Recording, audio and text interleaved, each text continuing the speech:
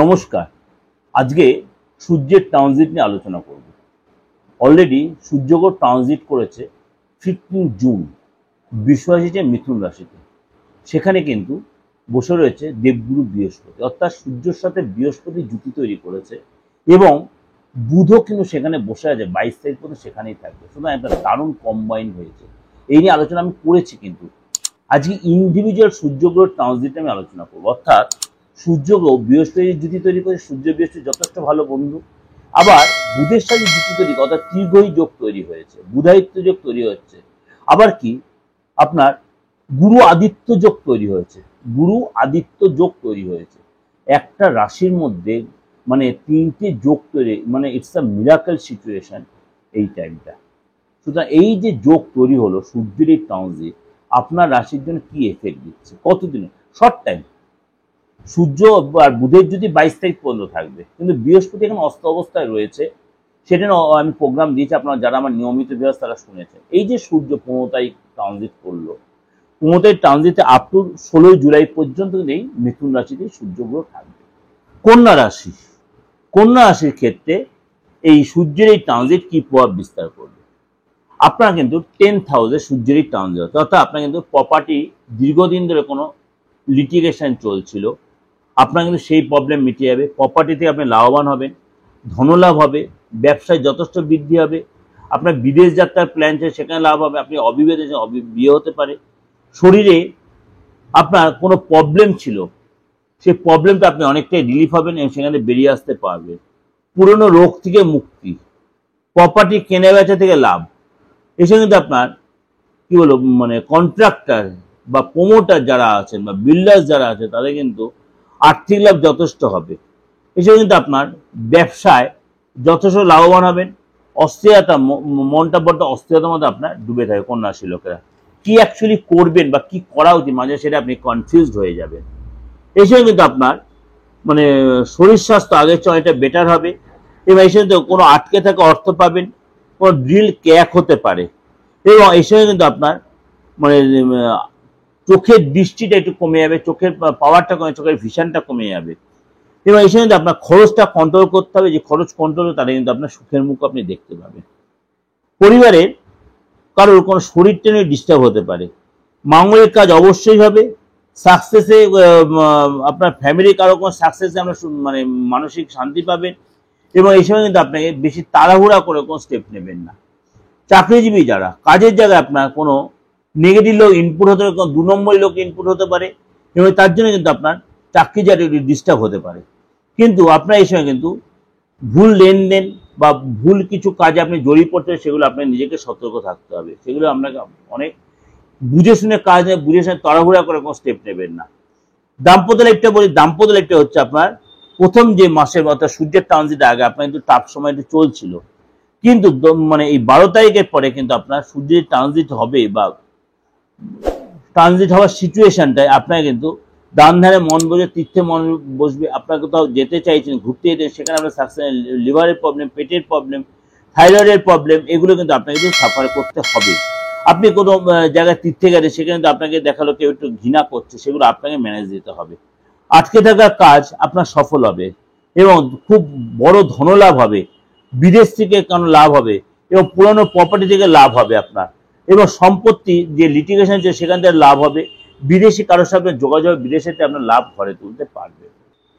এটা কিন্তু আপনাকে যেটা ওভারঅল প্রেজেন্টেশন আমি প্রেজেন্ট করলাম, কারণ আমি বারবার বলি সূর্যের ট্রানজিট প্রত্যেক রাশির মতো আপনার রাশির ক্ষেত্রে তার একটা পজিটিভ ইম্প্যাক্ট তৈরি করবে। সুতরাং সেটাকে আপনি প্রপার ইউটিলাইজ করুন। আগামী 1 মাস আপনার জন্য সেটা খুব যথেষ্ট কার্যকরী হবে। এরকম নিত্য নতুন নানা রকম ট্রানজিট নিয়ে আলোচনা, রাশিফল নিয়ে আলোচনা বা আদার্স মনে করুন মানে তন্ত্র রিলেটেড কোনো ছোটোখাটো আলোচনা যদি শুনতে চান, অবশ্যই আমার চ্যানেলটায় জুড়ে থাকুন, সাবস্ক্রাইব করুন, নোটিফিকেশন বেলটা অন করুন, প্রত্যেক সবার আগে আপনার কাছে পৌঁছে যাবে।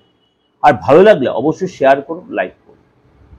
যে কোনো প্রবলেম, তন্ত্র রিলেটেড যে কোনো প্রবলেম, আপনি ফ্যামিলিগত কোনো প্রবলেম আছেন, আপনার সন্তানের কোনো ডিস্টার্ব আছেন, স্বামীর সঙ্গে ডিস্টার্ব আছে, আইনি কোনো ঝামেলায় জর্জরিত হয়ে আছেন, বা আপনি মনে করুন স্বামী আপনার বিদেশে রয়েছে, সেখানে আপনার সাথে যোগাযোগ করতে পারছে, কোনো বেকারের ফ্যাসারে পড়ে গেছে, নানা রকম, বা আপনার ভাই কোনো প্রবলেম, সম্পত্তিগত প্রচুর শত্রুতায় ভুগছেন, যে বাড়িতে আপনি রয়েছেন বাড়িটা দীর্ঘদিন খুব ভালো ছিল, ওখানে প্রচুর ডেভেলপ পেয়েছেন, কিন্তু হঠাৎ দেখছেন ওই বাড়িটায় আপনি কোনো সাকসেস পাচ্ছেন না। আপনি যে প্রফেশনে ছিলেন কোনো ক্লায়েন্ট হচ্ছে না। আপনি যে চাকরি করছেন চাকরিটা আপনার হঠাৎ চলে গেল, বা আপনি ভীষণ মানসিক রাতের ঘুমটা আপনার চলে গেছে, কিন্তু আপনার বাড়িটা কিন্তু সেই বাড়িতে আছেন, ভাবছেন এতদিন আমার ডেভেলপ হঠাৎ এখন হচ্ছে না কেন। দেখুন আপনার দশান্তরে কোনো নেগেটিভ দশা চলছে, সে অনুযায়ী আপনার কোনো শত্রুতামি তৈরি হয়েছে, আপনার আপনজনে আপনার শত্রুতামি ঘরটাকে নষ্ট করে দিয়ে বাস্তবে কিছু ফেলে দিয়ে গেছে। এগুলো কিন্তু আপনাকে সময়টা ভালো থাকলো, আপনি কিন্তু এগুলো সাফারগুলো করবেন। শুধু এই সূর্যের ট্রানজিট ভালোর জন্য বলছি না, সবসময় বলছি, সারা বছরের কথা বলছি, সারা মাসের কথা বলছি। সুতরাং তোমার দেরি না করে, নেগলেন্সি না করে, ভালো কোনো বাস্তবিক ভালো কোনো তান্ত্রিকের সাথে আপনি যান। সেখানে আপনার তারা প্রপার ভালো তান্ত্রিক মানেই যে আপনাকে ওই সেজেগুজে বসে যে কাপালিকমের চিহ্ন নিয়ে, আর ভালো হস্তরেখাবিদ মানে হাতে যারা আপনি মিডিয়াতে হাত দেখিয়ে বলছে আপনার এটা বিবাহ রেখা, এটা সন্তান রেখা, এই সময় আয়ু এত, এই দিয়ে কিন্তু বাস্তব হাতের রেখা বিচার হয় না। হাতের সূক্ষ্মাতিসূক্ষ্ম রেখা আছে। আপনার কটা জমি হবে, আপনার জমিতে কোনো লিটিগেশন আছে কিনা, আপনি কোনো অন্য কোনো রিলেশনে জড়িয়ে পড়বেন কিনা, বা আপনাকে হাবিজাবি করে ফাঁসিয়ে দেবে কিনা, আইনি ঝামেলায় কোনো জড়িয়ে পড়বেন কিনা, কোনো মিথ্যে বদনাম, এগুলো হচ্ছে অ্যাকচুয়াল এক্সক্লুসিভ বিচার। সেগুলোতে মিডিয়াতে এই সূক্ষ্ম বিচারগুলো কেউ করে না। কেউ কেউ বলছে এইগুলো আয়ু রেখা, কেউ বলছে এটা হচ্ছে সম্পদ রেখা, আপনার এইটা হচ্ছে বিবাহ রেখা, এটা সন্তান রেখা। এই দিয়ে এই সামান্য জিনিসটা হাতের বিচার, আঙ্গুলের গোড়াগুলো একটা বিচার হয়, করগুলো দিয়ে একটা বিচার হয়, নখের গোড়া বিচার, হাতের পিছন দিকটা বিচার হয়। এগুলো কোনো এখনো আলোচনা করেছে, করবে না, কারণ তারা নয় জানে না, নয় সেটা অতটা সেটার ব্যাপারে তারা আইডিয়া নেই। কারণ হাতের এই সামনের অংশটাই অনেকে ওটা নিয়ে ঘোরাঘুরি করবে, কিন্তু এইটা হাতের সব কিছু না, হাতের পিছনে অনেক গল্প আছে। ফেসটা একটা ব্যাপার আছে, ফেস রিডিং, কপাল থেকে একদম শেষ এই তুলো অব্দি, চিবুক অব্দি বিচার হয়। কেন অ্যাস্ট্রোইতে 1000টা সিস্টেম আছে। এই হস্তরেখা মানে ছাড়া, ফেস রিড ছাড়া, আপনার ডেট অফ বার্থ দিয়ে আপনার এই ছাড়া আপনি বিচার হয়। সুতরাং সেইগুলোকে প্রপার রিপ্লেস করে কোনো সেই তান্ত্রিক বা সেই অ্যাস্ট্রোলজার কাছে যান, যে আপনার ধরে ধরে সেই সূক্ষ্ম বিচারটা আপনাকে দেবে।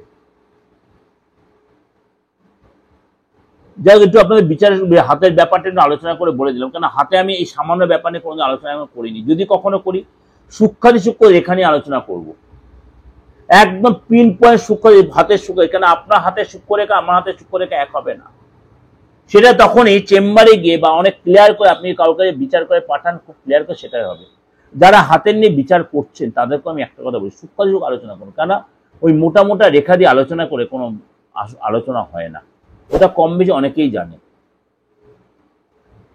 যাই হোক, এটা আপনাদের একটা প্রেজেন্টেশন, আমি কারোর বদনাম করতে এখানে বসে করছিও না, প্রয়োজন মনে করি না। আমি বলছি হাতের ব্যাপারটা, ফেসের ব্যাপারটা, এইগুলো এইভাবে বিচার হয়। অবশ্যই আপনি বিচারটা করেই আপনার হাতের বিচার বলুন, আপনার বাস্তব বিচার এগুলো করিয়ে নিয়ে আপনি প্রপার রেক্টিফিকেশন করে প্রপার রেমিডিয়াল মেজারমেন্ট, তাহলে আপনি যে প্রবলেমটা আপনার রয়েছেন সেই প্রবলেমে আপনি অনেকটাই বেরিয়ে আসতে পারবেন। নমস্কার।